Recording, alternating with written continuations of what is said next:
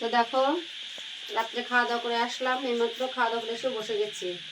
আজকে বিড়ি বাঁধা ভালো লাগছে না বিড়ি বাঁধতে। পাতাগুলো দেখো কি হয়ে গেছে আজকে, একদম জল ধরে একাকার হয়ে গেছে। আজকে এত বৃষ্টি হয়েছে কি না, বৃষ্টির জন্য ভিজে গেছিলো পাতাগুলো, একটা পাতা বাঁধার যোগ্য নয়, তাই ছিটিয়ে রেখেছি একদম। আজকে আর মানে কী বলবো, দেখো কীভাবে পাতার জল ধরে গেছে। দেখো প্রত্যেকটা পাতায় আমি ভাবছি বিড়ি বাঁধলে কালকে ধুবে কি ফেরত দুপুরে বিড়ি, ওই জন্য টেনশানে আছি।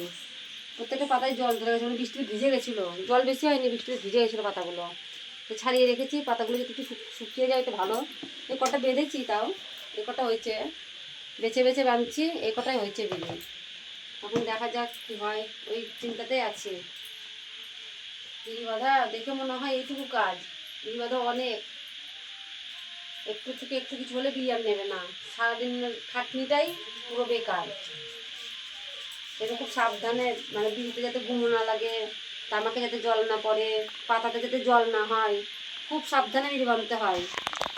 আমরা যতই সাবধানে চেষ্টা করি বাঁধার, তবুও কিছু না কিছু হয়ে যাবে। দেখো আজকে সেরকম পাতার অবস্থাগুলো আমার একদম খারাপ হয়ে গেছে। এখন কী করবো ওটাই ভাবছি।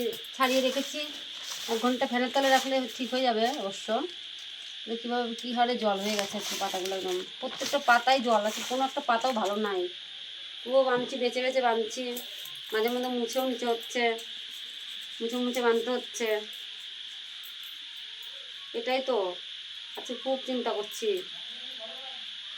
বিড়ি বাঁধছি ঠিকই, বেঁধে বেঁধে কোনো নাই। দেখো প্রত্যেকটা পাতায় জল, এটা যেরকম জল নাই, এরকম পাতা হলে ভালো হতো, সব থেকে একটু একটু কম আছে।